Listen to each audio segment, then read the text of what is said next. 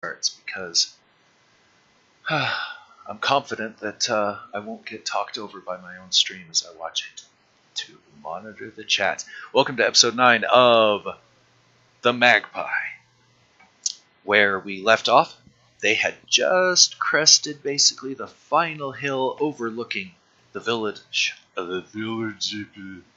Encheron, which I misspelled a little bit elsewhere, but yes. So, our two heroes, Dorian and Magpie, are on the hill. I have the worst luck with your figure, dude. And that's where we are. So, there's the introduction. So, as you look upon the village... Hey! Wake up! Eh? Captain wants to see you in his cabin. Okay. Right, I'll do that. Yeah, I'm just gonna roll over, get out of bed, and saunter over there then. Something's a little different today. As you walk into the captain's chambers, he seems to be in good spirits. And at the same time, he's a bit concerned. Because he brings up, you need to pick up the sails and the ropes. To pitch, you remember this. You're like, as you look down at your pre-existing list that's already in your hand. Yeah. Yeah. Let me guess. You need this too, huh? Anyway, but this time it's a little different. Now, as you know, because we were out at sea for so long, Garvin says, we're a bit short on the supplies for food. So I need you to make double time on the food. The sails and the ropes can wait. We have to make masts anyway. It's going to take a little bit of time to carve them down. You know what I mean, friend? So that's what I need you to do. Also,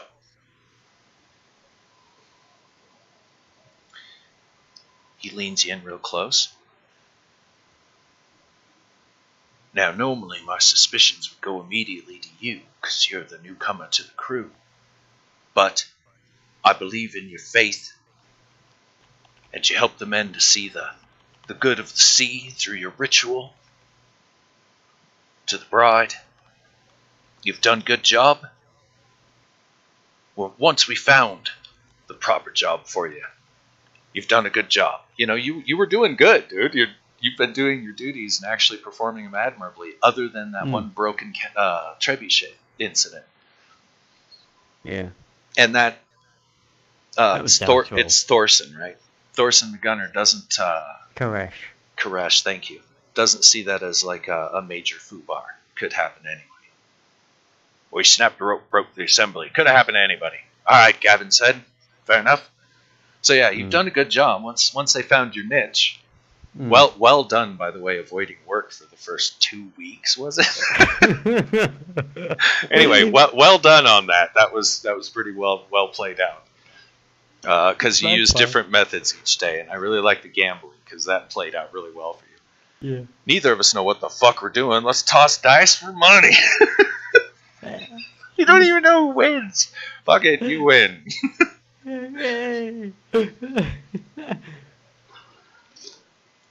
Okay. Food. So, as you know, because we was out at sea for so long, the food situation's a bit shy.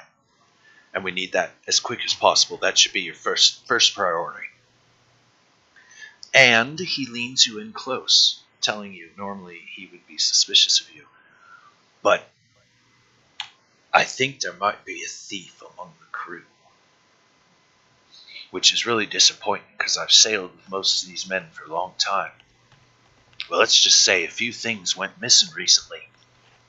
Now, we found them and all. But it's odd where we found them. Okay. Now, just telling you, friend, you're not above suspicion. I'm going to be watching, but if you hear anything, because I know the men are more willing to talk to a man of the cloth than their old Cappy, you let me know. Going back to the food, Gavin, how short are we talking? Few days? We've got a few days. Right. Alright. And then we got a few backup rations, but yeah, if you could make that your first priority, first shipment would be good. Maybe a bit of rum for the men to ease the tensions. Bit of rum for the men. Let's see, that's about a gallon per 2 guys. It's about 40 guys left on board. It's 20 gallons. About 20 gallons of rum. Add that to your shopping list. And just write down a shit ton of food. Two wagons of food. Remember how the other supplies, the canvas and the ropes, that takes 2 wagons? Well, add 2 wagons of food to that. So now you got 4 theoretical wagons of stuff to procure. I don't know how I'm going to get all of that out that town without anybody asking me a question.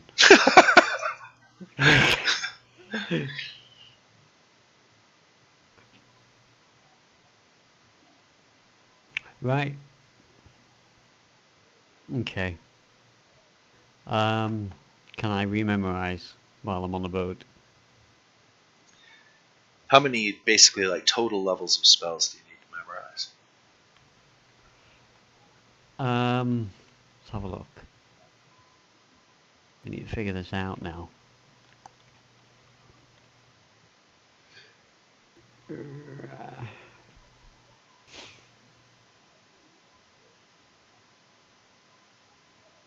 Captain wants you to set off immediately. Just one. The captain wants you to set off immediately, first mate tells you. So, a short time later, on the trail, with Dorian, take out a casting of Liedman's tiny hut if you have it. You do your memorization there. Because a first level spell, that's 10 minutes. I don't have it. That's 10 minutes of prayer. You can do that taking a break on the trail. Before you get too started, you go up the rope ladder, down the trail 200 yards to where the guys can't really see anymore, the troublesome sailors that seem to like lecturing you, and there you go. I haven't got Liedman's tiny hut on me. Well, then I guess you're just going to sit in the snow, do some no-see-ums, make a few prayers, get your spell back. I assume you're getting Cure Light Wounds back? No. You cast Cure Moderate, too. No, I didn't. Yeah, you did. Many times on yourself, just the other day. I healed myself with Cure Light Wounds. That's right, and then used a moderate on... And then used a 1 moderate. Dorian. Yeah. And the rest of it you said were going to sort of smudge anyway. So, yeah, that'd be 3 spell levels. That's 30 minutes.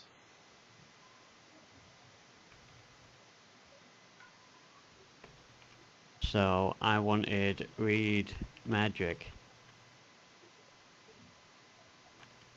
3 times for 1 memorization, yeah? Mm-hmm. Okay. So that's 10 minutes worth of just sitting and reading in your mage book. And then the Cure Light and the Cure Serious, just give those back because we had a couple of days before we got here. And those days were summarized pretty quickly, and you guys never had a chance to cast your spells, so effectively I think we were probably healed when we made landfall.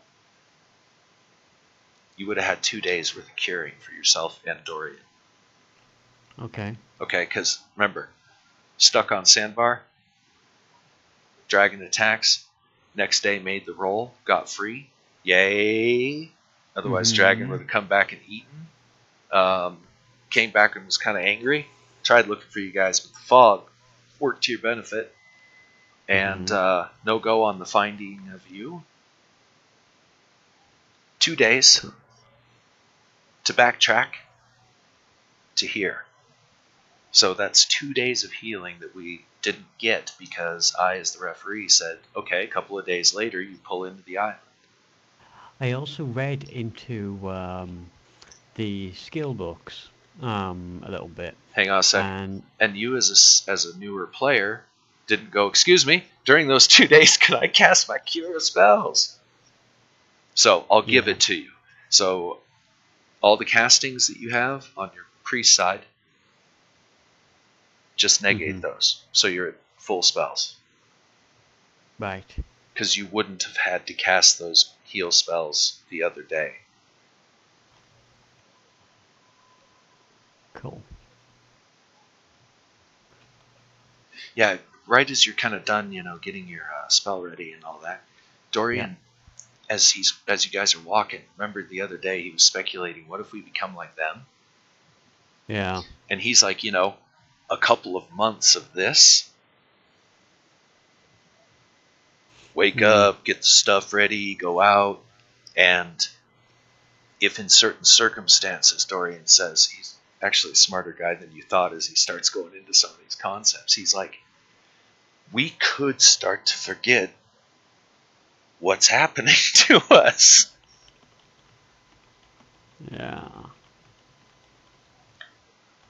After all, if we didn't have that handy meter up there, would we really know how many days have passed?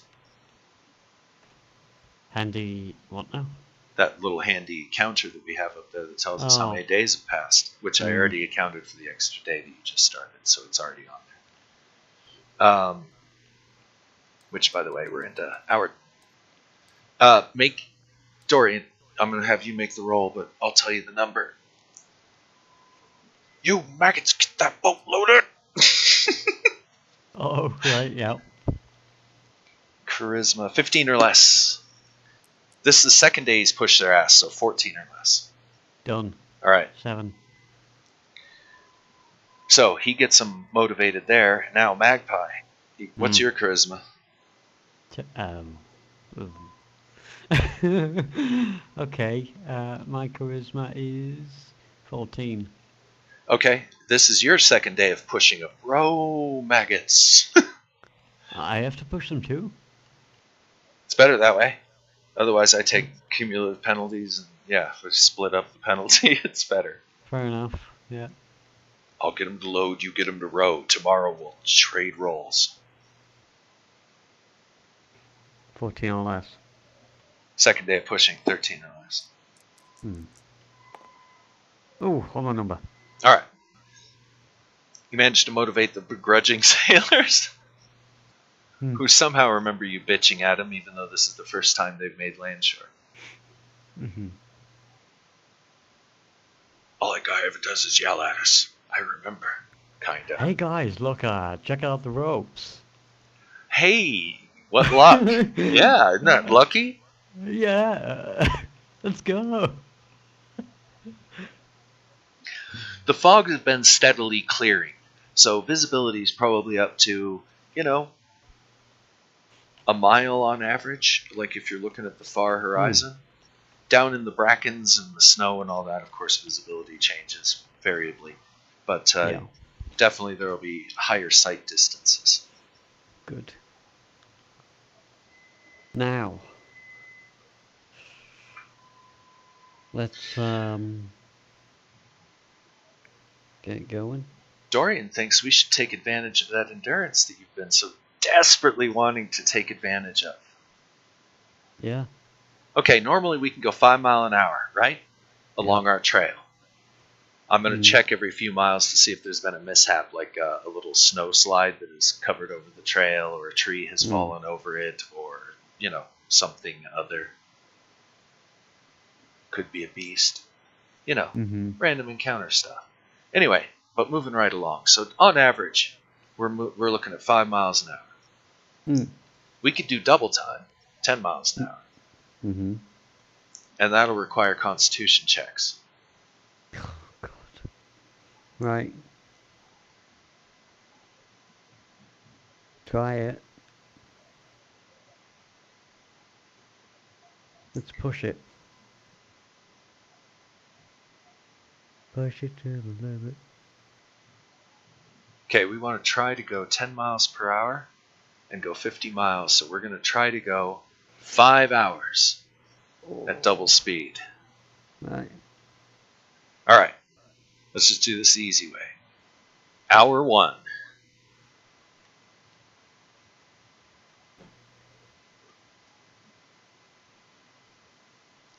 Or, you know what? I should look this up. I don't like doing con checks. I can see that. I don't know why I picked that damn skill. Alright.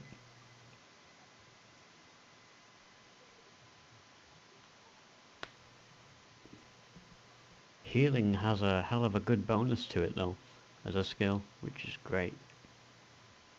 I get a bonus to passive heals.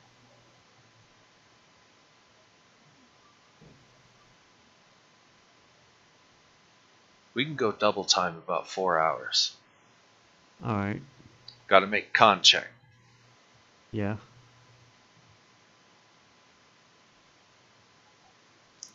This ruling may change when I look it up and find out the official ruling, because I can't remember it off the top of my head. Dorian, I think, makes it his con's reasonably high-ish. Constitution on the number. Oh. Alright, so 10 or less. He's trudging along. Want to try that faith thing? No, wing it. Alright, good luck. Yeah. Made it. Nice. Okay, so you cover 40 miles at 10 miles an hour, so 4 hours. Yeah. Leaving you 10 miles outside of the city. Yeah. At this time, you just want to go down to normal speed, because you'd have to make a con check again, and you just get 1 hour. Yeah. You really don't need. Yeah, you understand. No problem. How many hours did I just say you passed? 4. Gotcha. So, we'll have to go on the counter as well, wouldn't they?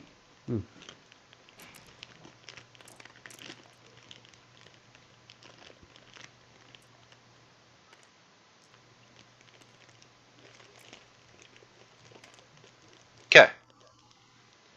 So, you guys double time it? Yeah.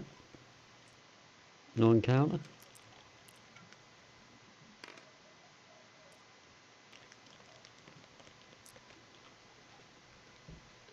Cover the 40 miles, and no encounter. Nice.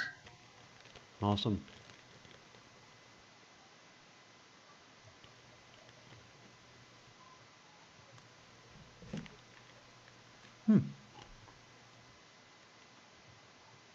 I'm as surprised as you are. Alright, from that point, And Dorian is that was 4 hours. It'll take 2 more hours to get back to the borders of the town. I thought it was 1. If you were doing double speed. Oh. Because remember, 50 mile. You've gone 40, so yep. Oops, I totally screwed up. Oh. Alright. No biggie. Okay, so there you are. Again, the misty, foggy, evaporatey is coming off of you. But you seem to be pretty substantial, I guess, when you reach the purple dot here. That's a rocky hillside with shrubs, bracken, little thorny vines in the low areas, clearly cut by heavy, steep-sided gullies, obviously carved by near constant water flow. This place gets storms all the time. Okay, and then down at the bottom, you've got kind of a prairie land, I guess you'd call it. Mostly rocky and gravelly, but there are some areas with some good soil. That's where you see the farms off in the distance there, towards the top of the map from my perspective, towards Area 6, and off to the other side there where it's not city. Yep. These are the outlying farms that seem to be, not doing so bad. Now, the big thing is, as I said, the buildings, very old. You've got stacked rock, not so much carved into bricks, just rocks that fit, put together, mortared. Some cases with just clay mortar. Others with I guess you'd call it a more refined mortar. But for the most part, old structures. Roofs overgrown with moss. Some have moss draping down from the eaves almost to the ground.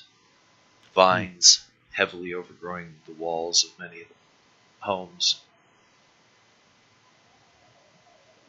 All the homes are barred and shuttered. And, of course, myriad chimneys. And it's all mostly buried in snow. There are a few paths that have been carved out along the main roads, and it looks like the vast majority of the villagers are basically kind of tucked in for the winter.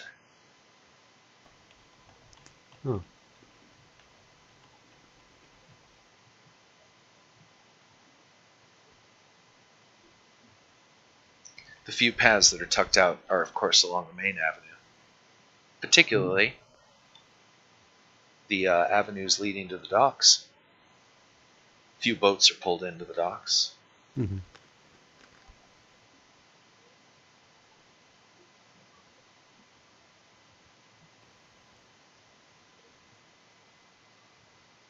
All of them basically set to stay there, to weather the frequent storms and the ice conditions, etc. So most sailors don't sail during this time.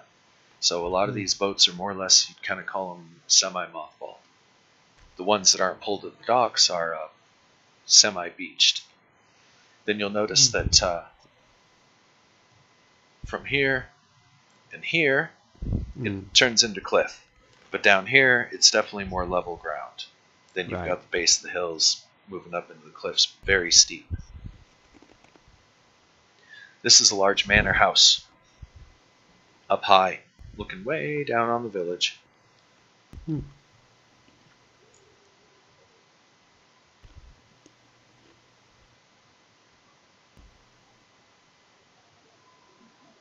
And there you have it.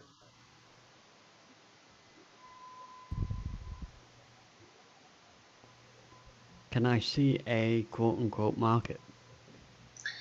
Not from up here. You'd have to get back down. You'd have to get down there a little ways. Oh. As in probably into the town. See the marquees. Yeah, that's what I was looking for from the hill. Like tents and stuff. With a square. No tents, no. A lot of snow. And some very narrow paths that have been carved out. I'll go down then, if that's alright. Like a child on Christmas morning, down the hill. Come sliding down into the town. Yeah.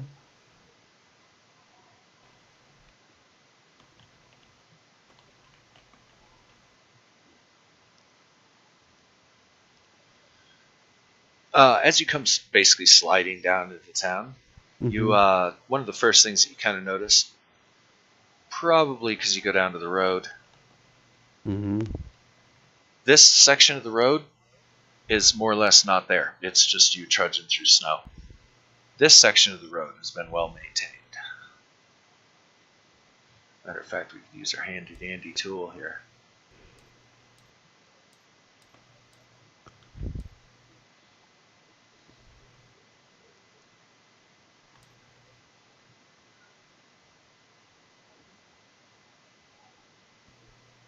That's not doing anything.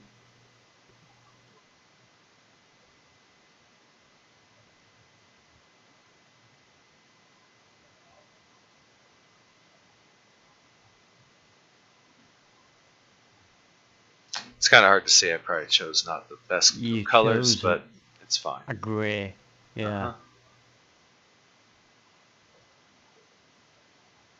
That works.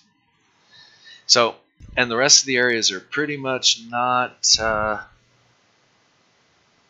that cleared.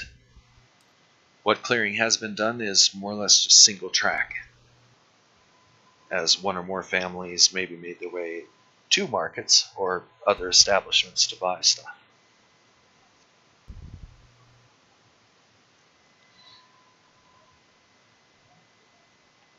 I couldn't see it, sorry.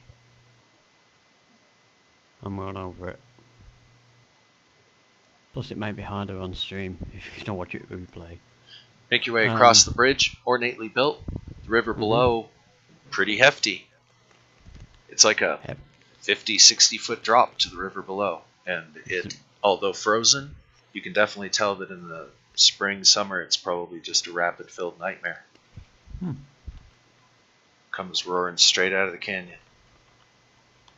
Floods every once in a while. So, here I keep trying to consult notes that aren't where I think they are. They're here.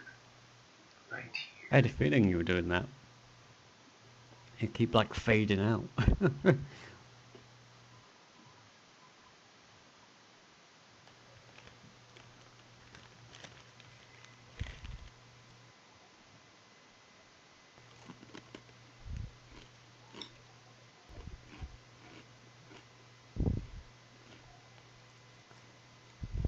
Do have to admit, kind of been half here the whole time. Yeah. Kind of half in the D mood, half kind of vegetable. You know. I need to wake up, man. Yesterday, I was like, want to try some From the Depths? You were like, maybe. So, if I'm a little defocused, that's why. In any event, so one place that you do notice seems to have a pretty heavy track of many little single tracks, etc., converging would be this place right here, number 8. Looking down the street, and the city's a little bit bigger than you were expecting.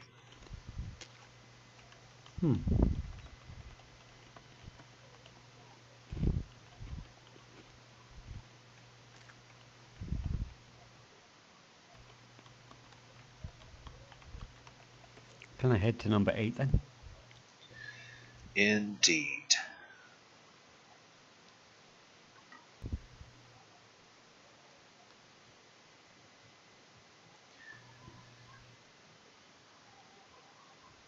The marquee out in the front, the sign hanging out in front, basically has gold looking trim, very nicely made. And it shows a black sheep and a tankard of ale. Oh, God. Right.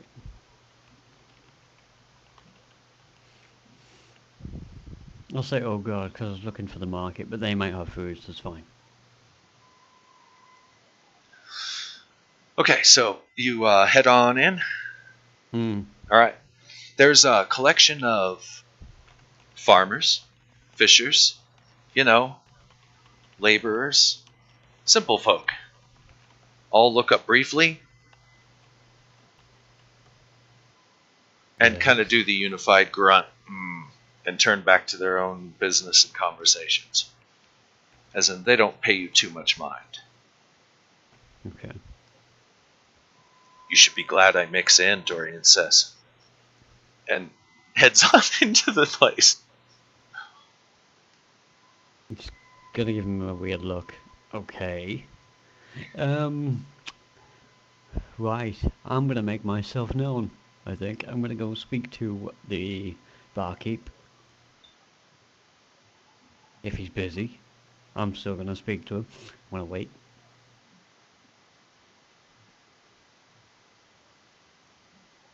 What do we got here?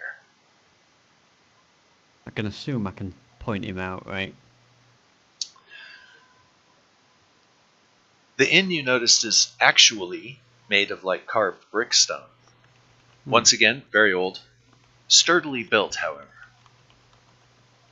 The ever-present vines have made their way all the way up to the eaves, which are heavily draped with the moss. All of which is covered in the frost from the recent cold fogs, which are even now beginning to lift. More and more every day.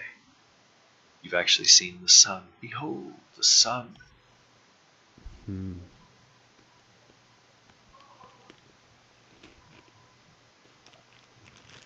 Gentleman steps up to the bar. Just imagine an overdressed, pompous, gypsy-looking guy from stereotypical gypsy lore. Right.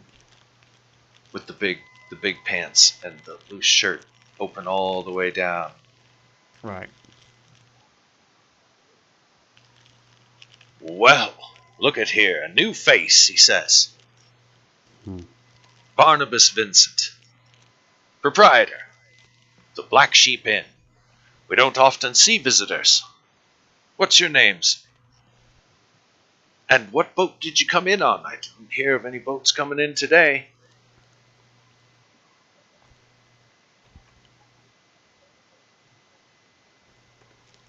I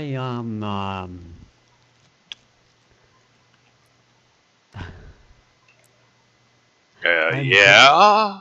I'm a Greywood Silverkin. You may know me better as Magpie. Nope, can't say the name rings a bell. What boat did you say you came in on? It's my boat. It's, we kind of had an incident in the snow. Indeed. Some supplies. That's some dangerous sailing. It is in the ice and the winter, but my tea has to make it somewhere. Indeed, indeed. Well, depending on the types of supplies, we've got a bit here. We do cater to the sailing type. How are you doing on food?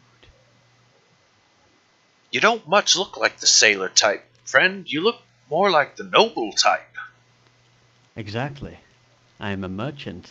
I was on business deals. Ah, merchant, you say? Uh-huh. Well, I'll have you and your large friend know that we've got a couple of rooms available. It's a slow season right now for the Sheep Inn. There's not too many sailors coming and going. I haven't got time to stay. I need wagons and food. Are you sure you don't want some of the scalloped taters? If we can take them back. He's talking like time to stay. A drink and some taters. Potatoes. I realize I do not want these potatoes here. Something, put them in a stew. I want to take them to my boat. Well, I can't help you with that one, but I can help you with the room, and I can definitely help you with a sturdy drink and an even sturdier meal. Where can you look a bit underweight. Your friend now, he looks healthy. It's the jerky, Dorian says. Dorian, be nice. What? He's chewing on some right now. It is. Listen. I'll have some potatoes. While he talks to you, I'll have some taters, Dorian says. Barnabas, yes? Where would I go to get some food and drink for my ship? Hang on, Magpie, Dorian says. Hold it. Can we get one of them meat pies that the lady just carried by? He's just telling the proprietor that some potatoes and meat pie, and I'll have some of that. He points at a bottle on the shelf. I'm sorry, you were saying? He's going to go sit down at a table? I'm just looking back at Barnabas like absolutely stunned and just shrug. I'm like, Supplies, Barnabas. I need food, drink for my sailors. Where would I go for this? Well, that can be taken care of. I'm certain that the people in Sharon can help you out here. You'd have to go probably to the general store, friend. Where's this general store? That's Lars's store. He may or may not be available. It's kind of a iffy proposition. He doesn't keep good hours during the winter. But yes.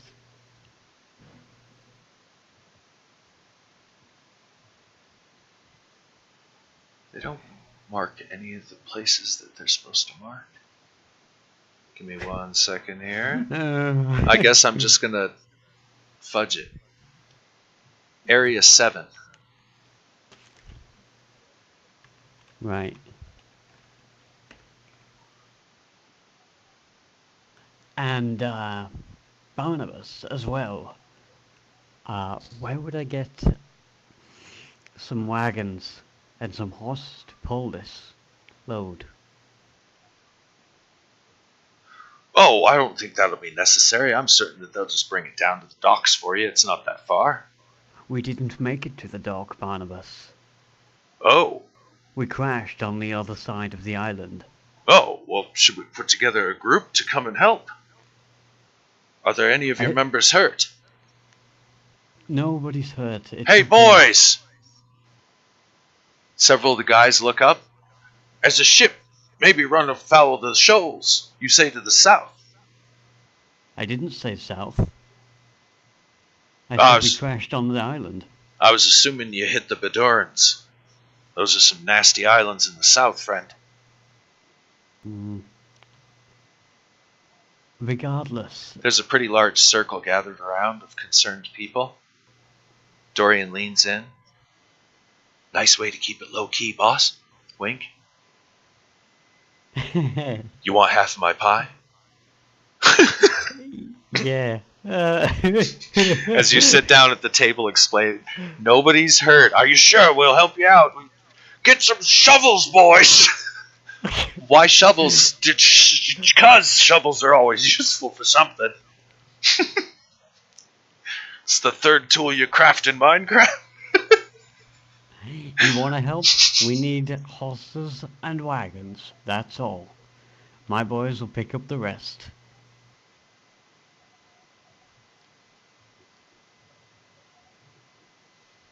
Well, if that you want to go talk to the general store.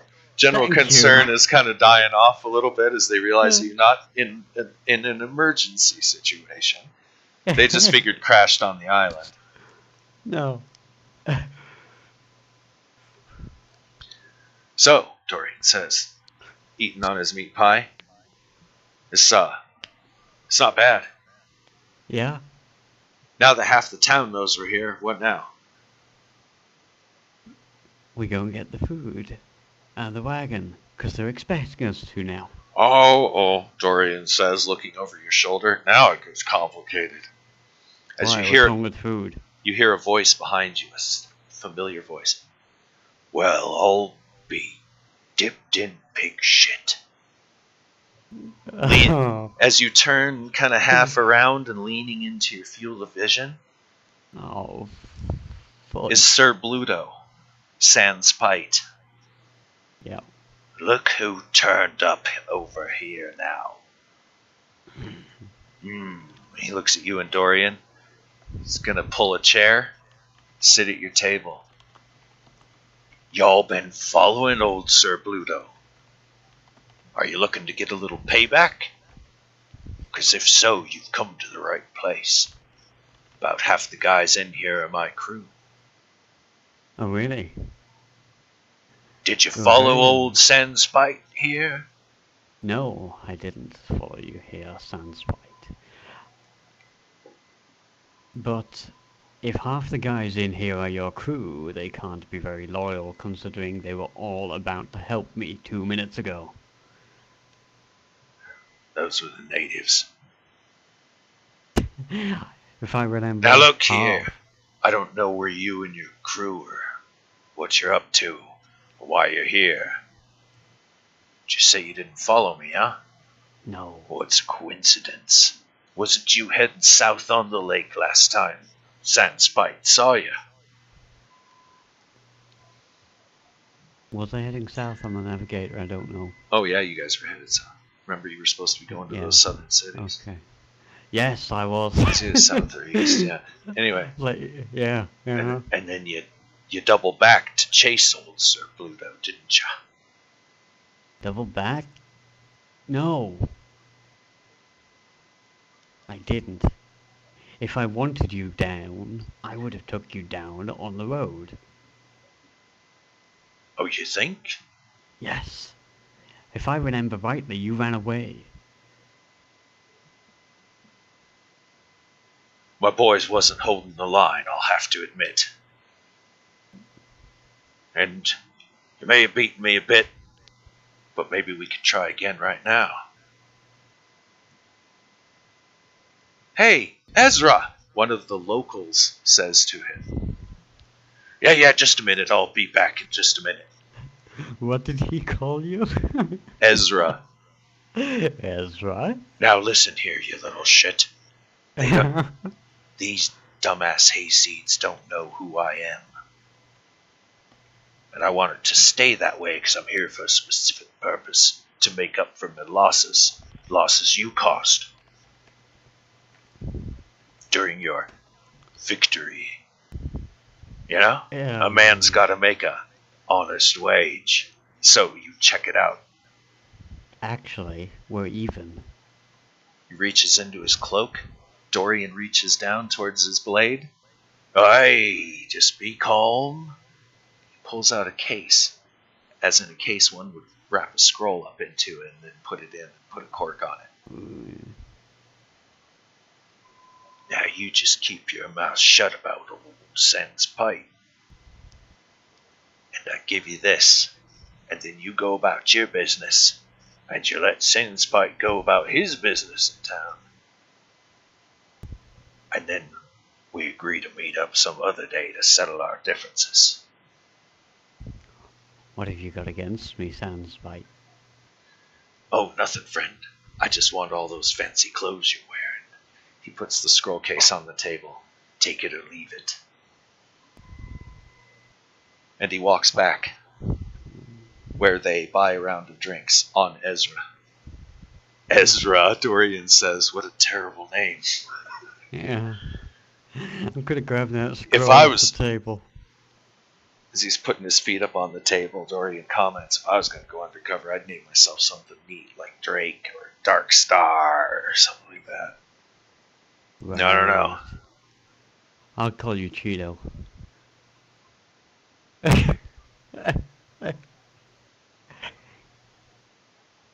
You might wake up at the bottom of the ocean, friend, tomorrow morning. Remember that.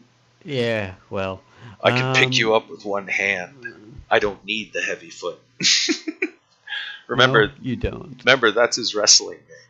Because he was doing basically on-call wrestling in semi-legal tournaments. I'm just like, eat your pie. I just put my foot on their throat. Thus I'm known as the heavy foot. Just eat your pie, Dorian. Oh, another one? Good idea. Take your pie and eat it, and I'm going to read the scroll. Your half of the pie's getting cold. You can eat that? No, you can have it. Alright, he's going to have that and order it. Okay. Looking at the scroll, it appears to be a spell. Okay. You can't read it. It's not a traditional language. Oh.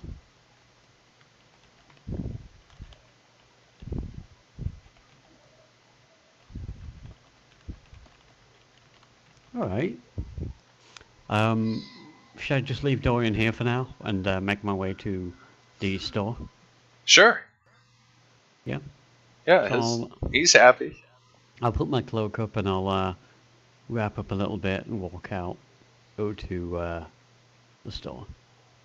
You said it was Lazarus? You notice Sir Bluto looks to the table. Notices the scroll case ain't there anymore, looks to you and gives that nod of, deal's been made, buddy. Kill you next time. Yeah. Try it. Okay. So.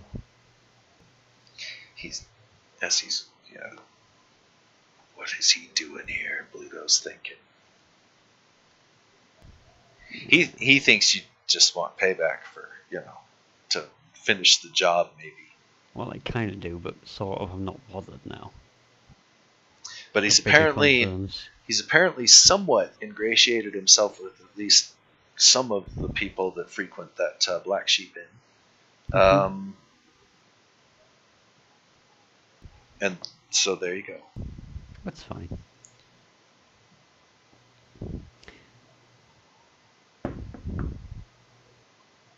Knocking on the door to the store. Hello? Hello?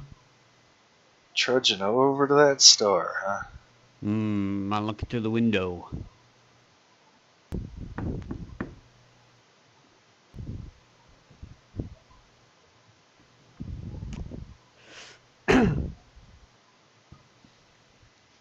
Excuse me. Excuse me. From the second floor, a window opens. Oi! It's a younger guy. Long hair. Lars. Lars? I'm Lars. Who are you? Yeah. I'm Greywood. Well, your customer? Yes. Oh, okay. Closes the shutters and all that jizz and down and jazz, opens the door. Welcome. There is a path up to the door, so there has been business being done in the last few days, enough to where it's almost basically down to slick street level. Main Street is cobble. That's a surprise. You're like, I figured it was going to be mud with a little bit of, horse shit mixed in. Yeah. It's cobble and horse shit. Everybody's favorite road, mud and horse crap. Okay, so... Lars. Welcome. Welcome to Enshron. We don't get visitors in the winter too often. And he holds the door open. Please, come on in. He looks like you woke him up, even though it's pretty late in the day. I mean, it is hour 7, I think, going on 8. It's kind of like hour 7.5. I haven't changed the clock in a while, so I do know it's hour 7.5. But anyway, so welcome. What can I do you for? If you're in need of a room, the Black Sheep Inn is a great place for travelers. I don't need a room. I've told people this. I'm sorry. I need supplies. A lot of supplies, I'm afraid, Lars. Oh, now, I unloaded most of my big goods. It depends on what you need now. Food?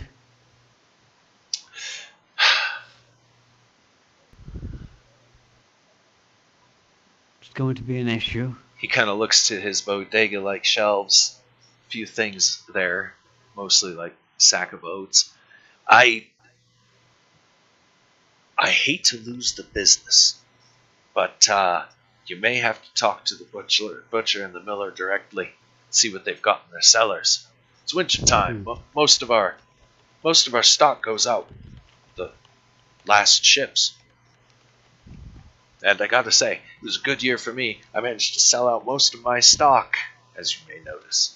As you hear the wind and hear crickets, even though it's midwinter and cold fog's negative 20 degrees outside.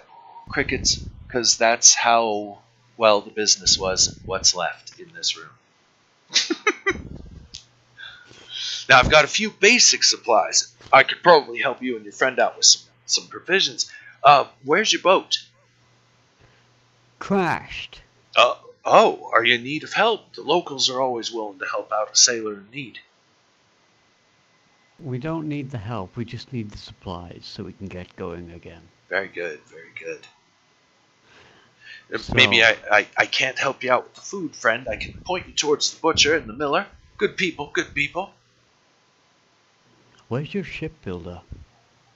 Well, that would be over at the docks, sir. Particularly the covered dock. That's that big square building on the coast, sir. The docks. Ready? Okay. You've got Area 4. 4. Shipbuilder/dock. Okay. Would I see your master shipbuilder at the point of ropes, rigging, sails, pitch? Or is that something you can help me with? Now, the sails, you'd probably need to go talk to the weaver Marcus. Would your shipwright not... Marcus and his daughters, they do some of the best work, and I'm certain they've got some extra cloth that can be used to repair, get your sails back where they need to be. Okay. You might also try the wool spinners, the Stellans. Now, they work more on, of course, the wool and the clothing, but they have been known to make larger orders, blankets.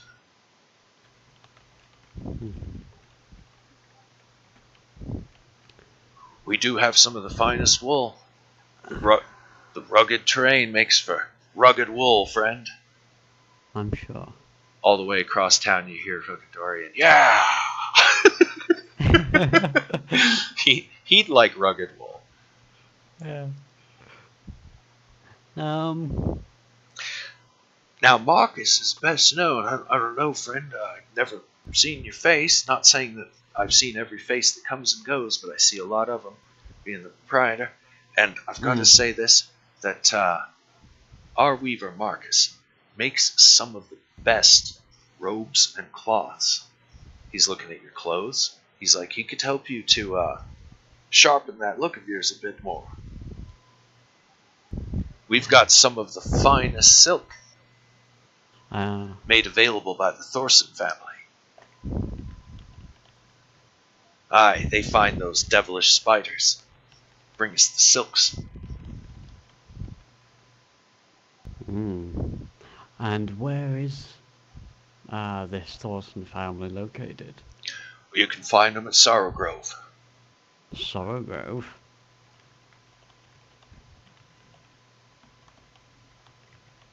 Aye, the sanctuary.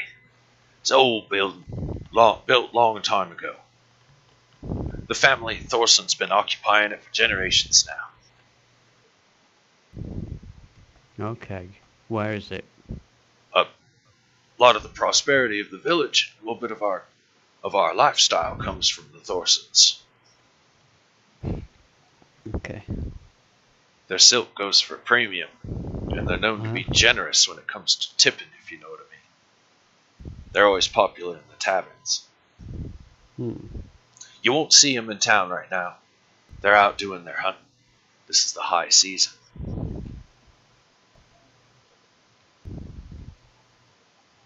I see. Okay. Where would I get tar from?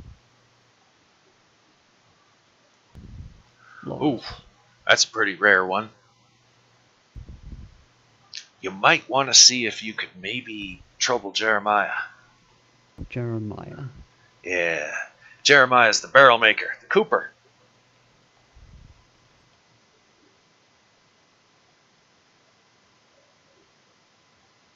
He would have what you're looking for. Alright.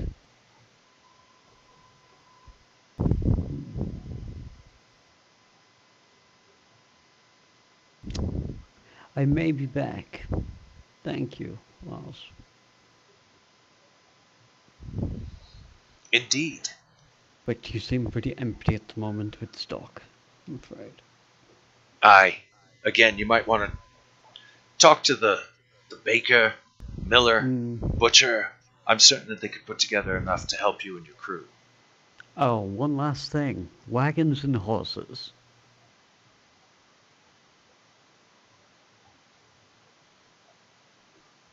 Where would I get these? Oh, there's only a few horses on the island, sir. And those are owned by the families. I'd say the people that would have the most would be the Gravensteins. Up on the hill. They're the founding family of Icegriff. They was here first. You don't even need to make any kind of like social check or anything. You've heard of the Gravensteins. They deal in gems. They have interests in Ironton, Sweet Haven, a little bit of caravanning, but for the most part they're known as a family that's dealt in rare gems, rare jewelry, that kind of stuff, for quite a while. Fair enough. You had no idea they had a large estate on the little island in the middle of nowhere. because their presence is most certainly felt in Ironton, Sweethaven, and everywhere in between. As far away as Narfell.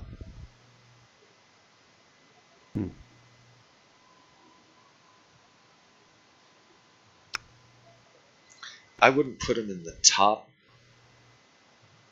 Yeah, they're not in the top 10. So they'd be, upper 15? middle noble-ish. Yeah, somewhere around there. Somewhere it's 15 to 20-ish. We're playing league tables now. Kinda. So they have no sort of sway over becoming king themselves, but they might have quite a no. Say. Let's just say that in the tumultuous times, the family's been through that before, because they've persisted for generations. They have something everybody wants, and something that's going to become basically like a trusted medium. When coin and like kingly money fails, food becomes very important, and gems become basically a pretty used medium. Such as Morag.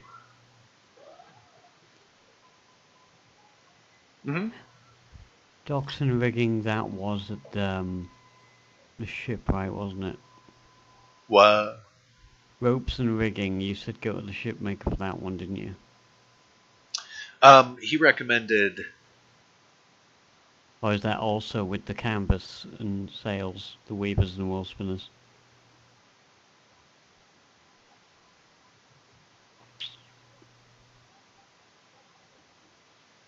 Let's see, you had the Ackermans, who were like the spinners.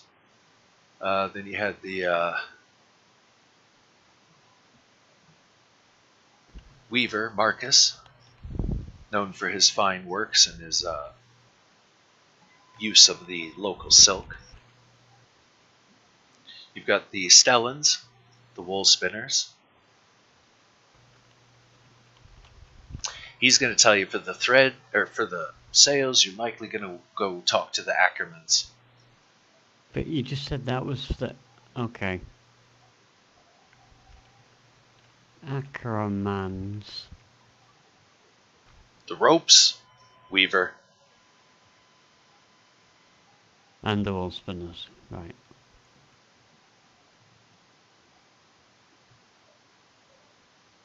Where's the Ackermans? What are they? Sorry.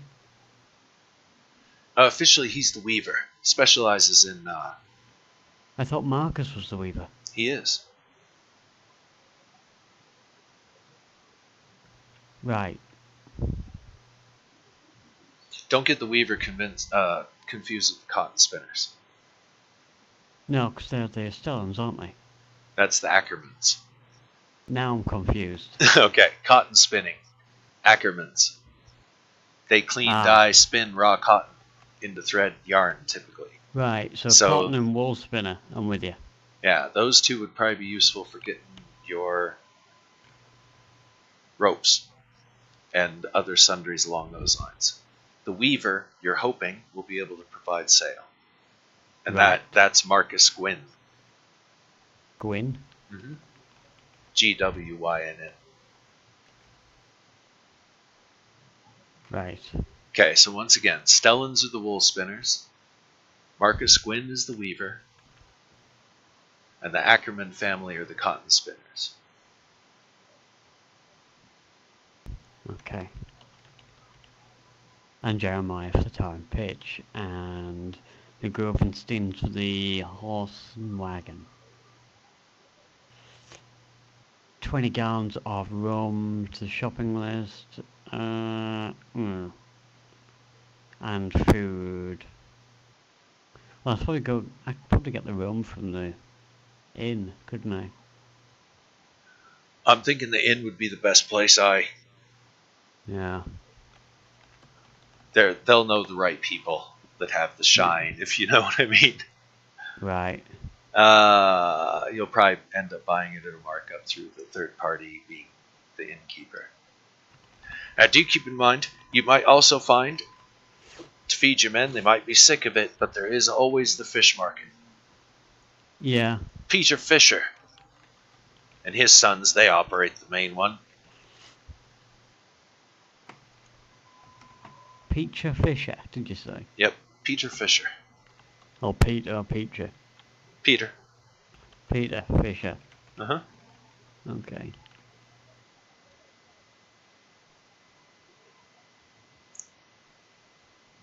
Right, I think I've got all that written down now.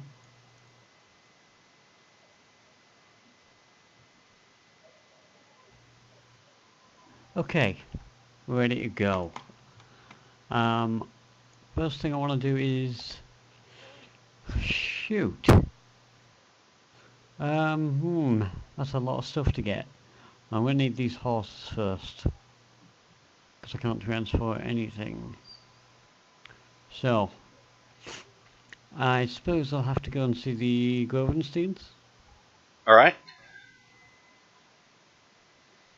You can't miss their estate. It's up on the top there.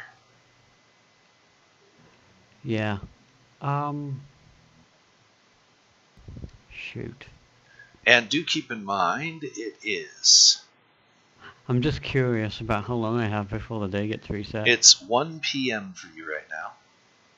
Because we're gonna, from here on out, assuming you start at 6 a.m., because I think that's where they had you getting up on the ship. 6 a.m.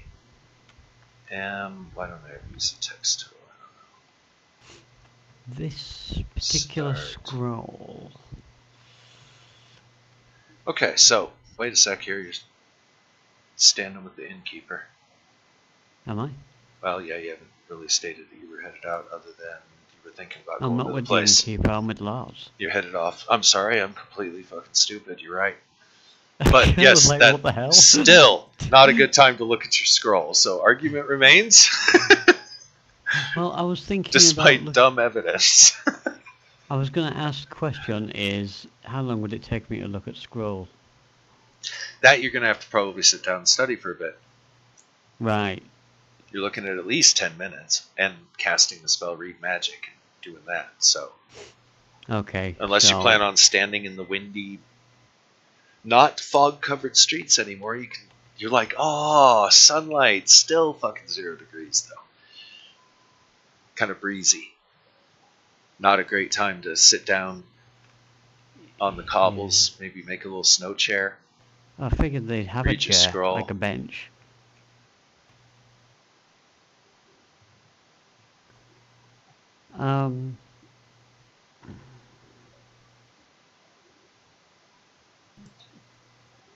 I really want to read it before the day gets reset, because otherwise I will be reading it in the snow tomorrow on the way back.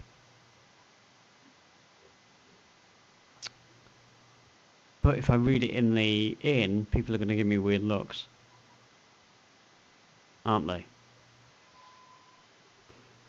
I'm going to assume that you asked Lars where the estate is, and he pointed it out up on the mountain. Well, you'd already told me, but yeah. Oh, you're heading up there, are you? To the Gravensteins? I will be. Well, maybe you could do me a little favor on the way. And they're kind of known to be a reclusive family, so it might increase the chances that they'll open the door for you. Okay.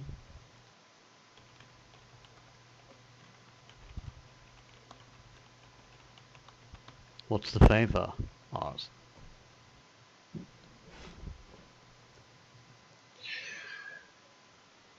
He pulls up a keg. Can you take that to him? Tell him it's their purchase. It's like round, small barrel, 50, 60 pound keg. Has a liquid in it. It's some top-notch brandy. And, well, saves me the trip up the hill. Watch out. Road's bound to be icy. Oh, I'm gonna need Dorian. I can't carry that. Alright, so you lug that out in the street. Oh, fuck. Ow, my toe. thinking it's almost a block and a half to get back to the tavern where Dorian is. Oh no! The Stex Tech. Roads are icy. You're not the strongest guy on Earth. I'm not carrying it all the way back to the inn. What are you gonna do? Just hide it in a snowbank and go get Dorian? Yeah. Alright. It's a perfect plan. Works like a charm, because nobody's really out right now. However, Dorian, he's pretty content. Oh, for fuck's sake. He's sitting, it looks like he's got a bowl of soup. Looks like maybe a chicken soup. Definitely a bowl of stew, which he's even now dipping the bread into. Looks like he ordered the whole loaf. Oh, for crying out loud. Eaten probably at least 2 meat pies, and he's got the whole pan of scalloped potatoes. That's it. I'm going to walk over there. And a couple of empty tankards. I'm picking his bowl of stew up mid-bite. It's really good, he says. You should have a seat. I'm going to take his soup while he's mid-bite, and I'm going to dump it out on the floor and say, come on, time to go. I've been gone an hour. You've been eating. Fair enough. And he starts getting ready, and the innkeeper, Oi! He said you'd be back to pay the bill. Did he? That'll be 10 silver, friend. Stuff's cheap out here right now. Love it. Okay. Yeah, the repercussions of everything on the mainland hasn't reached this far yet. So, food's still pretty cheap, yeah. 10 silver. How about you add 20 gallons of rum to that? Innkeep. Aye. How much is that? That's going to come out of the ambiguous money that the captain gave you that I said would cover your expenses. So, it's exactly that much. It's exactly that much. Right. How much did you get? What? How many gallons? 20. 2 times 5 is 10. Each gallon's 5 pounds. Just so you know how much that is. Yeah, but I want him to keep hold of it until I come back. Right. That'll be arranged. Sir. We'll have it ready for you. Good. Are you taking a room for the night? No. Where are you staying, friend? Nowhere yet. Oh, the nights get cold here, even without the fog. Don't worry, I've got some exercise to do. It'll keep me warm. Indeed. Exercise is good for the soul. That's right. Let's go, Dorian. All right. Dorian grabs what he can off the table. That would be the bread, probably a couple of the meat pies, and he's just going to nom down like 4 spoonfuls of the taters real fast on his way out. As we're walking up the street, yeah. Hey Dorian, we've got a big keg here. We kind of need to deliver this all the way up that hill. As you point up to the, it's definitely an estate wall surrounding it, and through the various trees, orchards, if you will. You can see the main structure.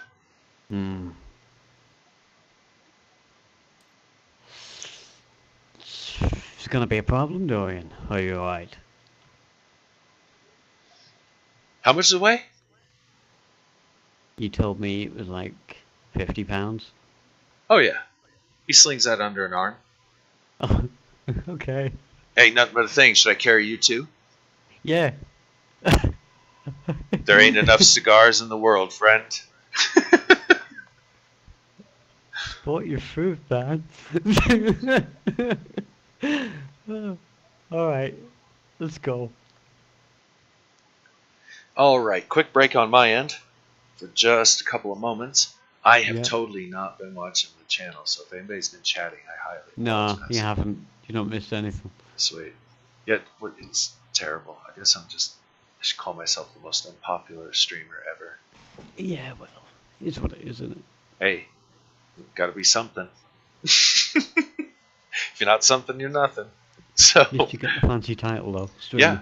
that being the worst is kind of like being the best in some ways. You're the best, worst streamer ever. There you go. Yeah. Bestest of the worstest. Yeah. Nobody can be as bad or as unpopular as you are right now. There you go.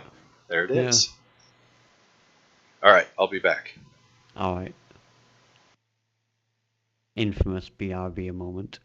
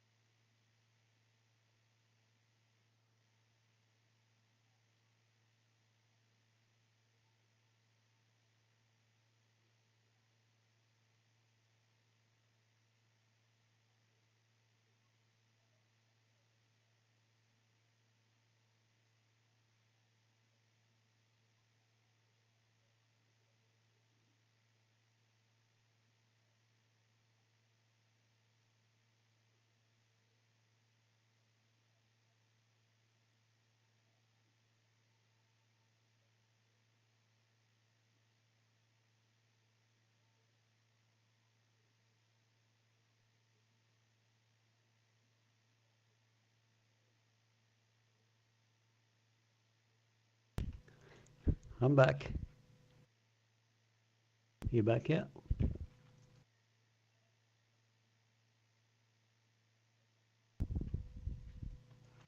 Nope.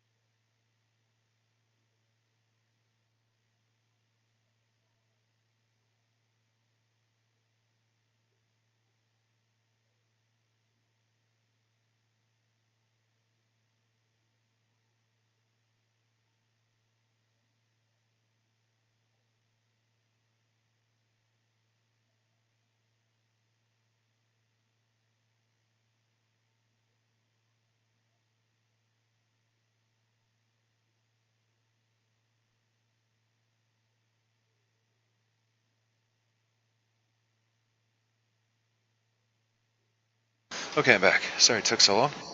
Had to make some tea. I was thinking coffee, but then it was like, it's the afternoon. Okay.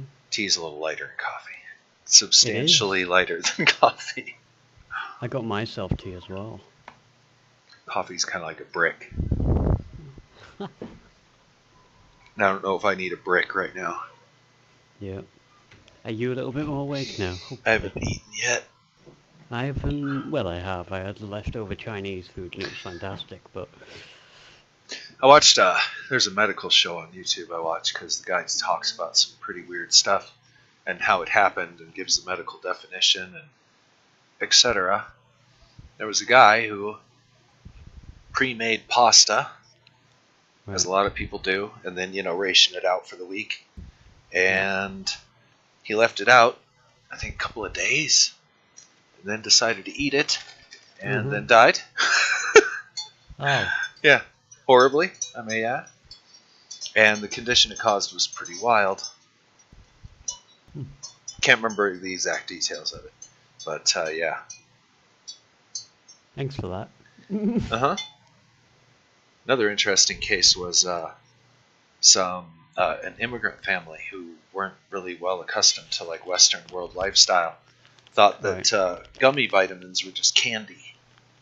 Oh. And let the kid eat like dozens of them a day, and it pretty much just decalcified and fucked up his bones real bad. And yeah, gotta be careful. So natural selection is real. You gotta be careful out there. It's a dangerous world. People aren't being properly trained for that these days. That it's a fucked up world out there. It really is. Hey, don't look now. You've got a viewer. Let's go to the family. Oh no! Now I'm sorry. I'm stage fright. Stage fright. Yeah. Okay, but really. So, the day is wearing on, and you have decided you're going to make your way up to Gravenstein Estate. That's right. This tea is really freaking hot, so maybe we'll just let it sit there for a minute. It was the Grovenstein. Huh? Grovenstein. Grovenstein. Ah, I've spelled it wrong then. It's because I'm terrible at pronouncing it. Okay. Yeah, horrible at pronouncing it. Shameful. Okay. That'll do. We have such a messy table. I love it. Yes. It shows use. Okay, so you're making your way up there hoping that they will lend you a horse? Or more like 3. More like 4. 2 per wagon. And then, what's your plan on that wagon? What do you mean, what am I planning on the wagon? Up and over the mountain? Yeah. The horses? Mm-hmm. That'll change your path a little bit. Dorian's like, we didn't exactly blaze a trail for horses and wagons. We kind of blazed a trail for speed. Mm-hmm.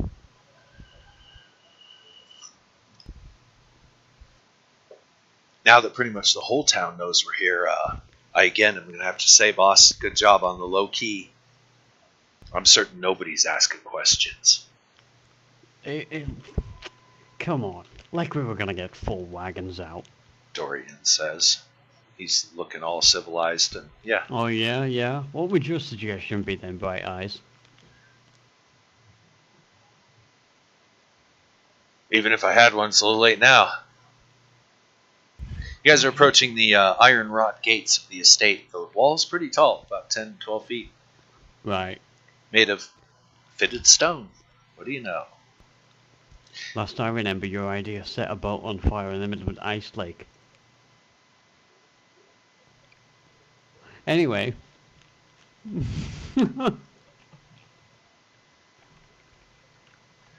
Your destination lies here at number 2. Okay.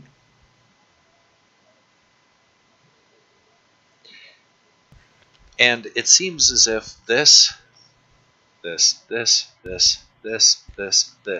are all part of the same estate. Hmm. And officially they should have the wall extended. Love updating maps. Okay, good enough. Yeah. So, it is a sprawling estate that looks like it not only hosts the family, but many of the maybe side relations, and also labor crew and that kind of stuff. The smaller outlying buildings there, the 3 little dotted buildings, those appear to be empty, and you're assuming that they're probably for like immigrant workers during the harvest crop sowing seasons. Temporary labor. Okay. Is there a front door somewhere? A main building?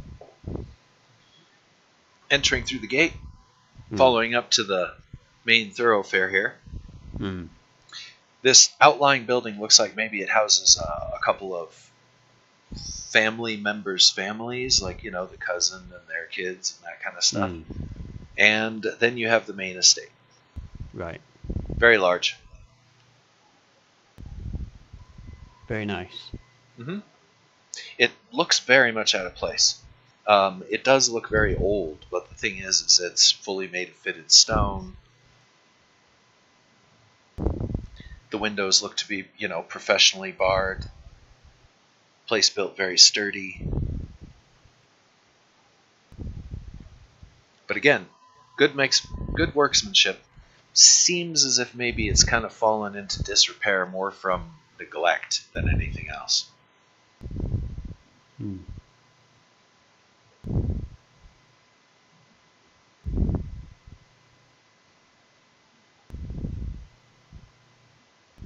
So, since I have etiquette as well, this is going to give me a bonus in knowing sort of the right sort of way to approach a noble family of such grand stature, won't it? One would hope so, yes.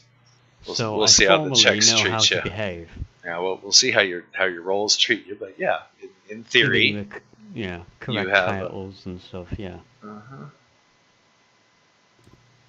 All right, let me move this real quick out of the way for a moment. Now, how should I do this? Should I bring in do it in the best way possible.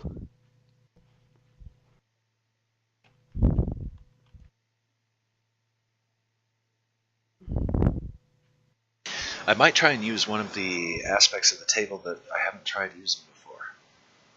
Okay. But I'm not sure how it works. Oh, you were looking up stuff earlier. Look up Fog of War.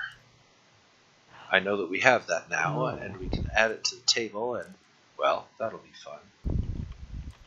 Because then I can save a little bit of time watching me draw badly as I try to put this map down.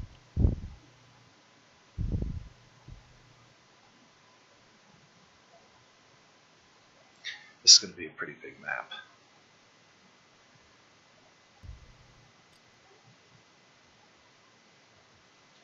Time to migrate some stuff to the side table for the time being. Right,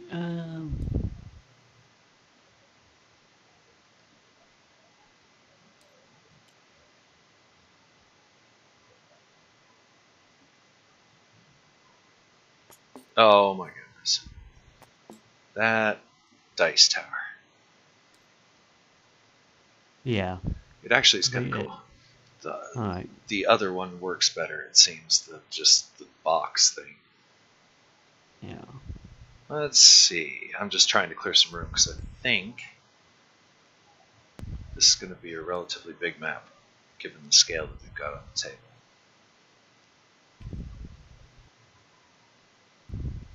Anyway, Fog of War? Any progress on figuring out that? Having a look. I think it's something to do with the zoning tool. There's called Fog of War underneath that. There it is. I don't know what to do with it though, and I just drew a box. What you do is you just dropped it there, right? Check this out. Let's say that this is you. If you... Okay, that didn't work. Try again. I'll let you mess... Fog height. Oh, okay. It looks like maybe it's under the table or something. Anyway, I'm going to let you mess with that. I'm going to finish what I was doing over here. Lock. Right.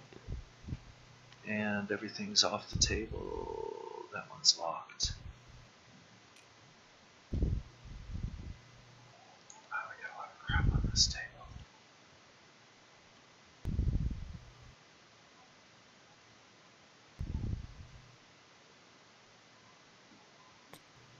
What? Oh, because there's figures on that. Gotcha. Okay, looks like we're good to go. Good to go. Logistics, gotta love them. Stuff in objects, so if you right click on object, you've got reveal Fog of War, ignore Fog of War. Okay. So let's see now, how do I put that stuff down? Zoning tool, right? Yeah, and then there's this one called Fog of War. And then I would probably do something like that. I'm just testing this for the moment. Bam. And then, if this was you, we would... Where's it under? If you right click it, toggle. Aha! Reveal Fog of War. There you go. Now, as you move, you'll see more of the map. Now, there should be a way to change how big the Fog of War reveal is. Maybe. Options. Let's see, there's maybe a game thing. No. Hey, maybe I can increase the table size. It says play area. I better not do it on this table though, because it might do something weird. It says play area. In theory, I could make it bigger. See, we barely know our way around this game, any viewers that are out there. We mostly just use the same things a lot. Reveal range. It's under reveal range. In options? Reveal color.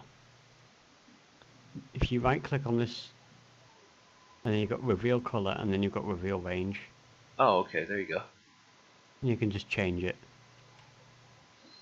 There you go.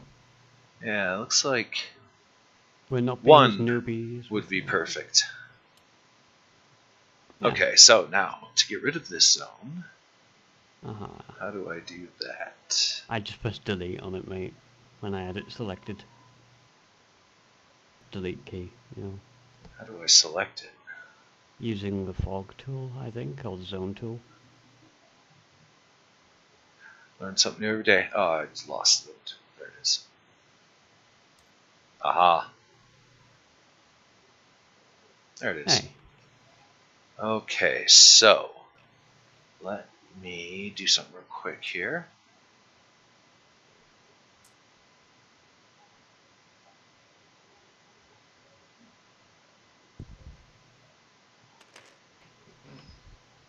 So we learned how to draw and use fog before. Yay. Now I'm going to have to go with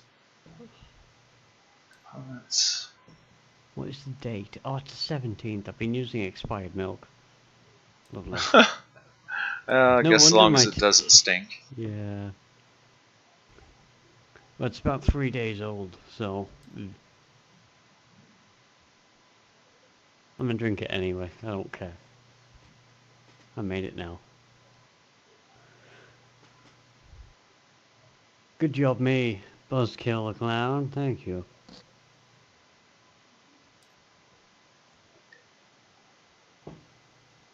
Buzzkill? That's dirt.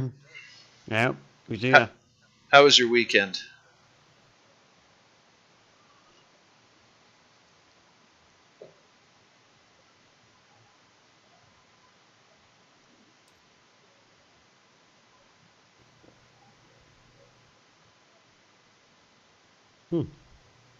It's a big house. I really despise when it puts it in the middle of the freaking table, man. Haderp. Okay. Is it covered? Can you see it? No? It's on top. Yeah, I can see the map. Even when I have Fog of War on it? Yeah. That's not very useful then, is it? You can probably set the height, though, with the fog, can't you? That shouldn't be necessary. I'm wondering if maybe I got to strip your permission. Because you see inside the Fog of War area? I can see the map, yes. If you right-click on the fog, though, have you not got like a fog range? Oh, let me go back to zones. I always never use that zone tool. Fog of War, right-click, fog height. That's it. Hey, now I can't see it. Ah, okay. Hide GM pointer, hide objects. Okay. Unless I move my damn camera underneath the fog, which I'm not going to do. Under the fog. Okay, try again. Yeah. I can't. Okay, so if I go to, apparently it's got a specific thickness. Now you should not be able to see it. Can you go under the fog? I can see it. Okay. How about now? No, I can't see it. Okay, it looks like if you go any higher than 2 on the fog height, it starts to reveal. Okay. Which, it's kind of weird. We'll have to mess with that, but not on camera. I mean, you've got the map upside down anyway, haven't you? So. Also, if you right-click the picture. If you what, If you right-click your picture for the house, you can go into toggle, and right there it says reveal Fog of War or ignore Fog of War, so you make sure that's not clicked. I apologize for jumping in like that. Nah, no worries. What is on this table that's blocking that? Probably the calculator. Yeah. And then how do I make it so that I can see through my own Fog of War? You've got ignore game master, I think, is an option. You'd have to go, you'd have to change from white to black. So for you it'd be pick a new color, the plus at the bottom, right? I think I saw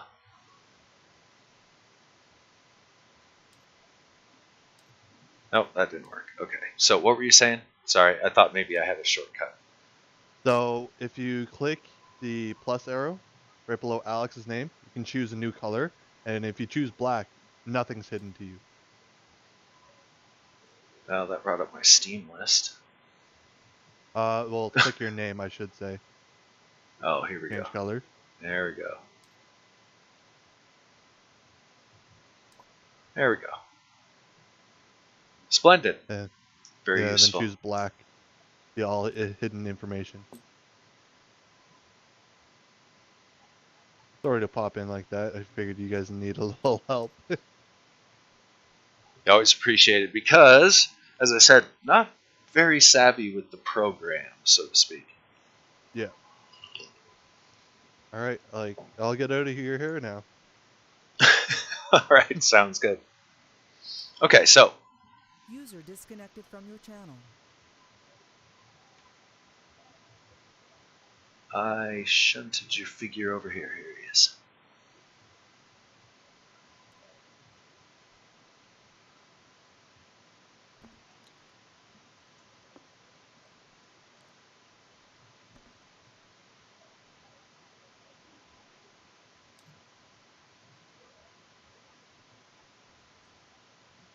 Where was that reveal distance thing again? That's under, there it is, reveal range. We figured, was it 2 or 1? 1 you said, I think. Yep, that'll work. Close enough. We'll see how this works. Whoa, as I send everything flying around. Woohoo! Oh dear. Bam! The Manor House. Once again, gotta love Google. Just found this on Google Images. There's the info for the people who did it, if anybody's interested. Looks like there's another.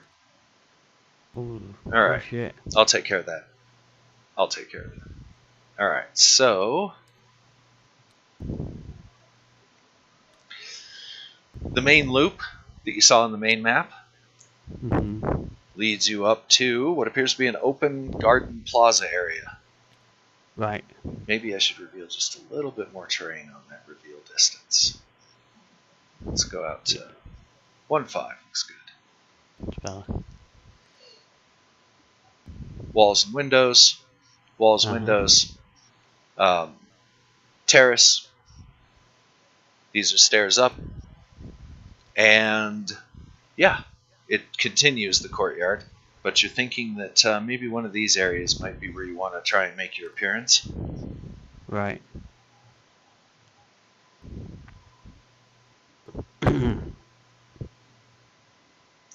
This place is exceptionally large.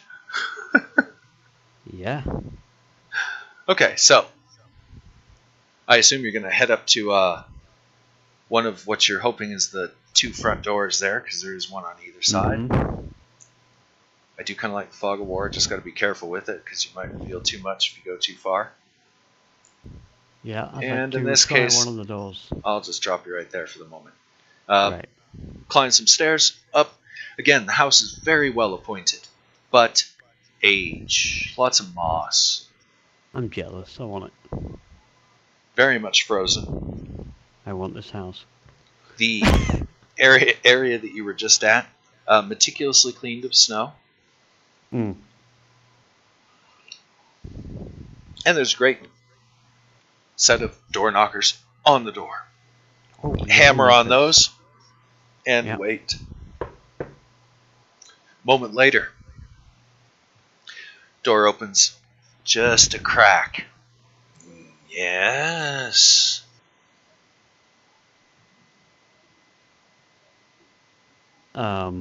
Delivery? Hello? From whom? Lars? Ah, why didn't you say so? Opens up the door. Must be the brandy. Yes. All right. You find yourself in a small, let's see, there, I may have to still do a little bit of covery crap here, so give me 1 sec here, because we just learned how to do this wonderful thing.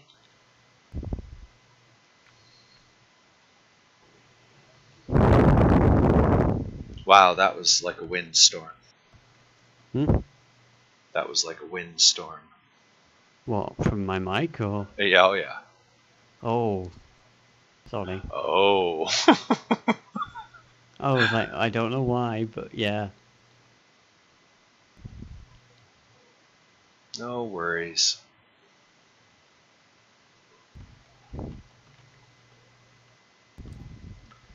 Alright. You're led into here. You can see a staircase wending its way upward. Mm-hmm. And another interior door. This more or less would be kind of your coat boot room. Yep.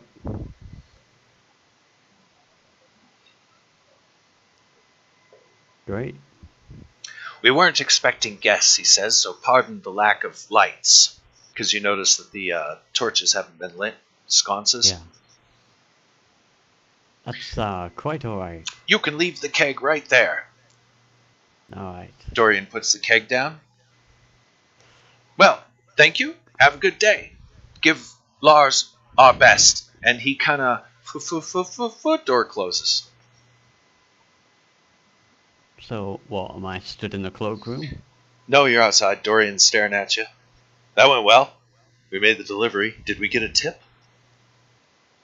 No, Dorian, we didn't get a tip. What, we're doing deliveries now and not even getting tips? How are we getting in? So what are you doing? Alright. Door opens. Yes. Oh. Hello again. Ah. He holds out a silver coin. Sorry. Get forgetful sometimes. Alright. Are you the master of this house? No, I'm simply the servant. I have much to do, so please, take your tip, be on your way. Excuse me, I have business with the master of this house of my own. Do you then? I do. I was not informed that we were to be having any visitors with business on this day. So, I will bid you a good afternoon. Do you know who I am? And the door closes.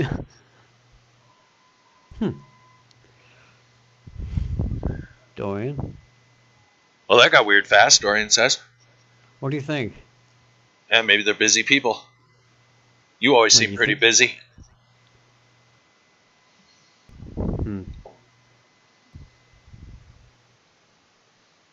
Not today.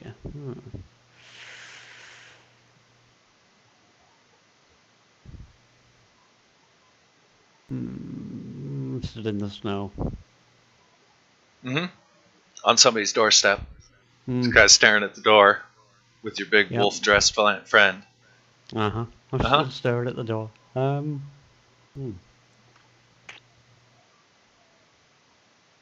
Okay, not today then. Fine. Well, I'm not gonna break into someone's house. Grumble, grumble, grumble. Down he goes. That's why you got to be careful, see, with the fog of war. If that happens, you're supposed to be going the other way. So, back down the drive? Yep. So was that part of the plan, Dorian says? Honestly, I don't know what the plan was, Dorian. Well, there you go. To get some horses, but like they said, they were busy, and last time I broke into someone's house, we got our asses handed to us. There is always a danger when you break into people's houses that could happen, Dorian says. Typically, we don't condone that kind of thing where I'm from. Yeah, but that's why I've got you with me, right? Then, of course, where I'm from, nobody owns anything, so there's no real point breaking into their hut. Exactly. Yeah, theft is kind of an unknown concept amongst his people. It's kind of, I'm not a thief, though. That's the problem. I just want to talk to people, and people keep closing doors in my face. They did seem a bit unfriendly, didn't they? As were the monks.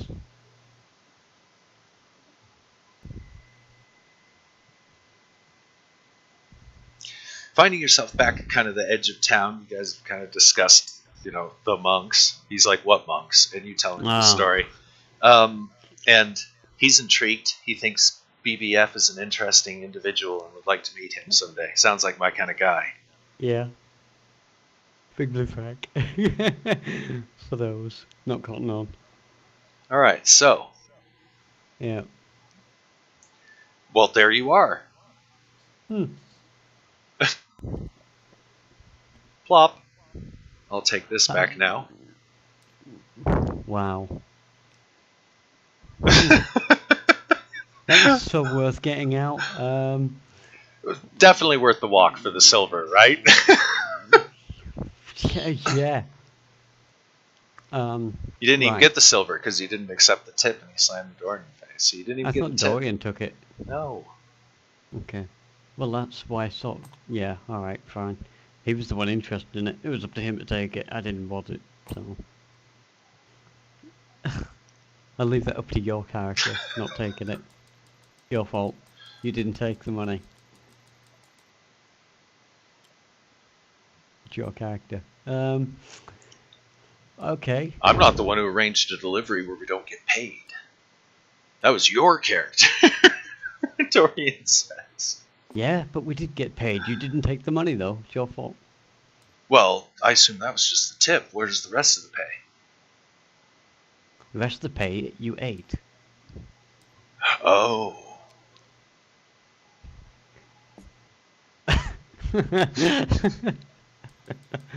Good cop out there. All right, so.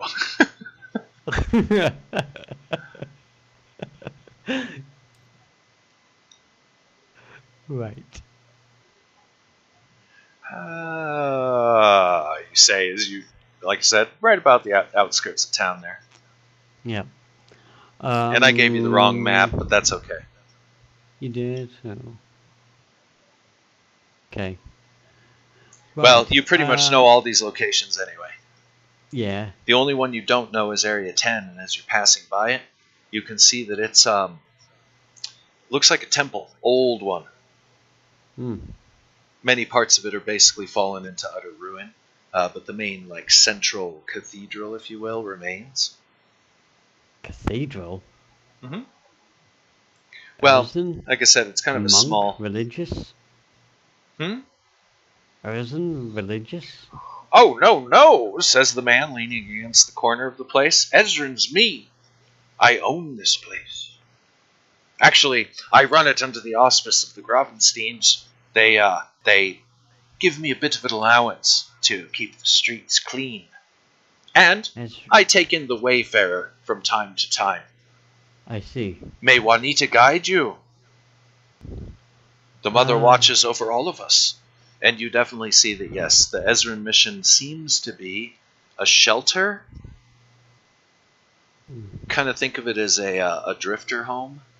Right. For those sailors between sails, if you know what I mean. Anyway, I am Ezran.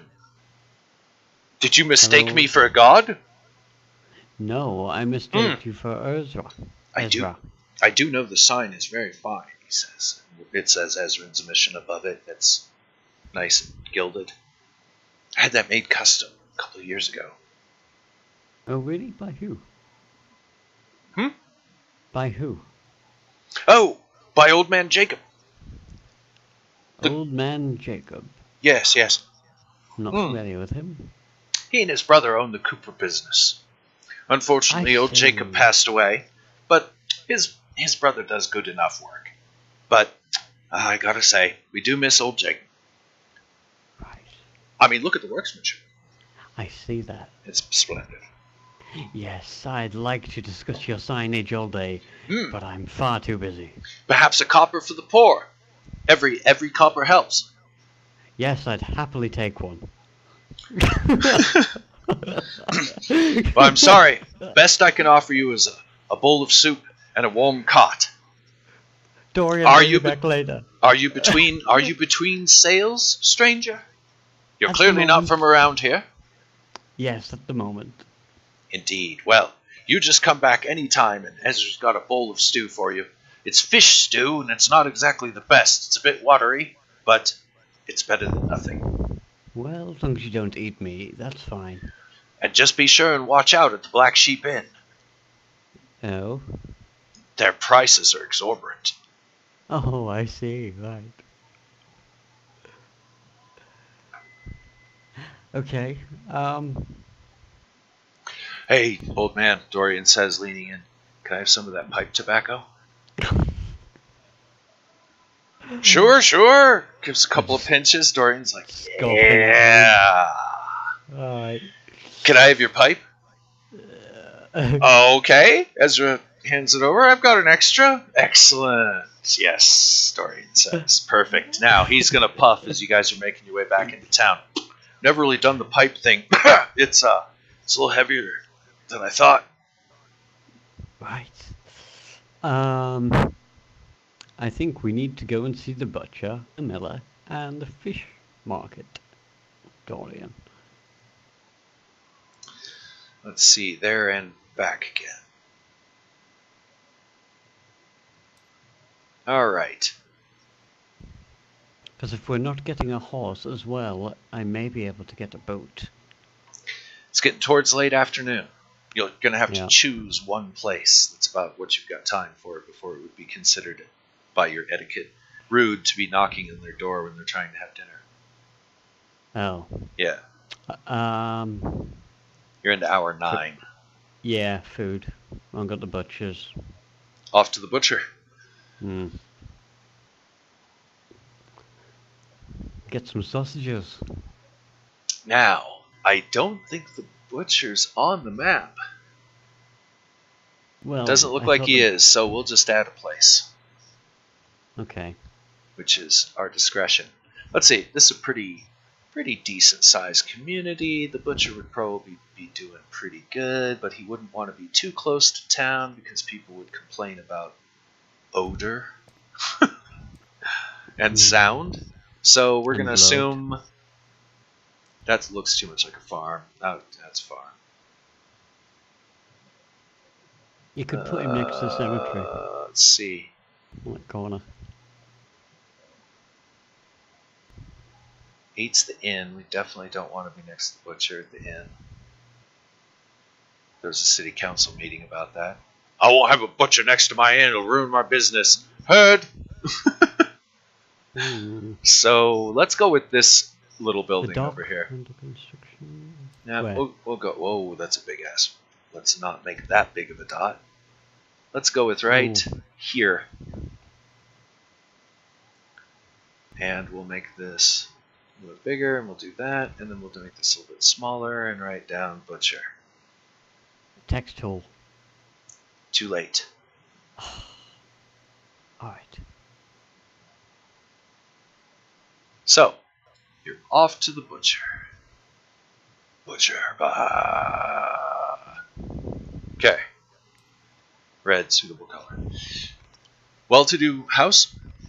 Double story. Fitted stone. Again, don't see a lot of that here in the town. It's mostly just stacked stone, wood. So yeah, he seems to be doing pretty well. Again, old moss, but unlike most of the other places, this one isn't really falling into disrepair. It seems to be being maintained fine.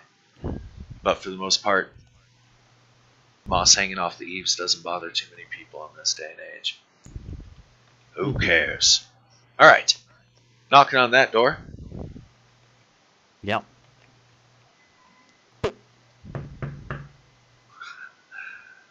Door's opened by just a hulk of a man.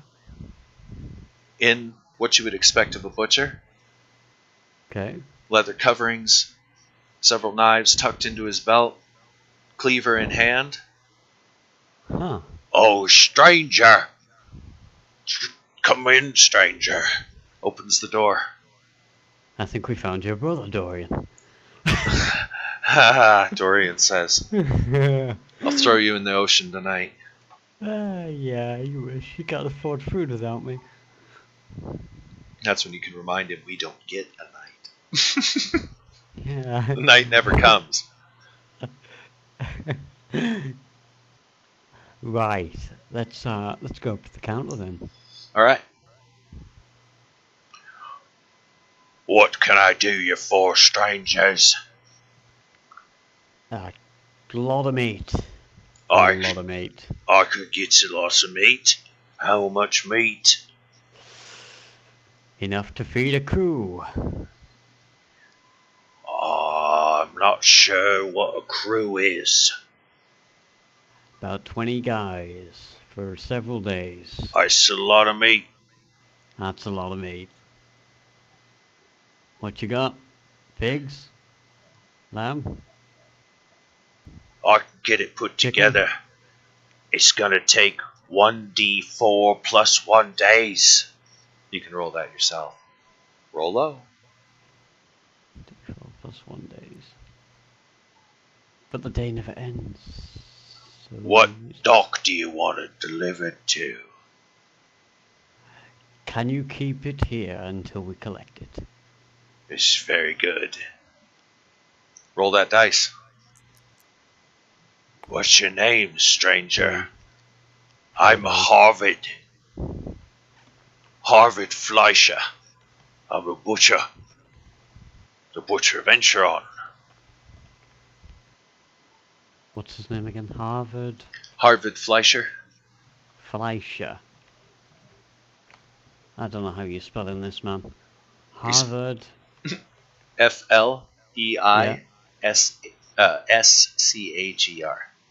Fleischer. Fleischer. I specialize in goat meat, sheep and chickens. I've got smoked meat in the back. It'll take a bit more money if you want it preserved.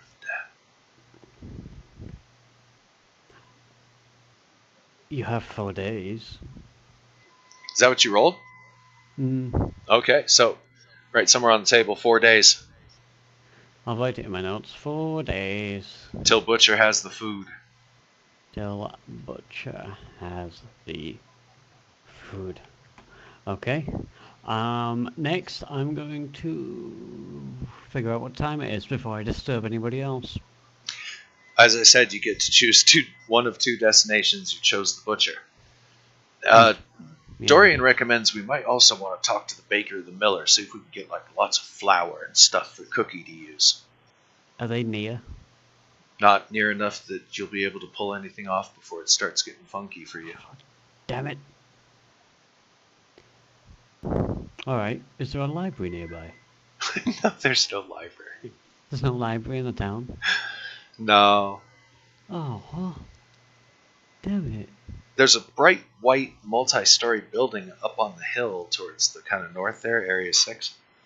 Is that a lighthouse? Looks like it's another church temple. Oh. A church temple? Mm-hmm. However... You feel somebody shaking your shoulder. Oh, for fuck's sake. Right. Yes. Yes. It's not the first mate. It's the old man. He brings his lantern up, kind of squint against its light. I was told maybe you could help me. Yes, you hear a small child's voice. Behind the old man, you see the little girl with her doll. He helped me find my doll. I'm sure he'll help you. Could you help an old man? Please you are most certainly on the boat. The men asleep around you. Can I back away from his hand, which is on me, which I don't want to be on me? Mm-hmm. Yeah, okay. How can I help? I just need you to move this. He points to the ground, and you see a barrel, very similar to the size of the one that you had Dorian carry. A barrel? At this time, down the hallway, you begin to hear a wretched screaming.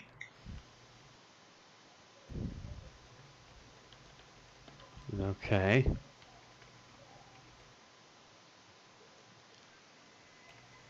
Can you carry a keg for an old man? Where? Oh, just this way. He starts making his way down the hallway. The screaming intensifies from the darkness beyond. But his lantern begins to reveal the hall as he walks. Can I cast a spell? Sure. That'll be a negative plane protection. The young girl tugs at your robe. You are going to help the man, right? Like you helped me? I knew you would. The screaming continues down the hall, and the old man's getting some distance away. Call upon the bride to protect you. Exactly. Hoping for the best there. Yeah. And I'll pick up that keg and start dragging it across the floor a little bit, because I'm not very strong. It's really heavy. And it looks as if the old man notices, and he turns around and kind of smiles. I know. It's filled with the blood of my brother. Come, let's go. He begins making his way down the hallway towards that screaming. With the lantern, the darkness parts, and you can see it's the dark-haired woman leaning against the wall, screaming in what appears to be rage and frustration. The old man doesn't seem to notice her as he continues. Come, come! I need you to make a strength check. Okay. Any modifiers? No, just strength or less. Oh dear. Can I make a strength check? I can't. Don't have time. If you want to stop and cast a spell, yeah. Well, the old man's not waiting up. It looks like he's continuing right past the screaming woman. Making it. Oh, missed it by 1. All right. You find yourself barely able to carry the keg. As you approach the screaming woman, she makes eye contact with you, continuing to scream in some inane rage. As you're walking right by her, she leans towards you. How will the child know me now? And she goes back to screaming while the old man, come, this way. We're almost there. Alright, I'll keep pushing that keg. Alright. A short while later, down the stairs, you follow the old man, the screaming falling behind. And he opens the door to the forward compartment. Just put it next to the box. Within, you see a coffin, open and empty, right there next to the box. Thank you, my boy. Okay. There's a shaking of your shoulder. Wake up, you lazy sea dog. The captain wants to see you. Lazy?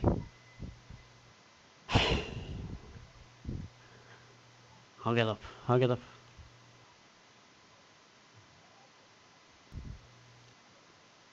Brush hand off the shoulder of me and get out of bed. I'll head to the captain then.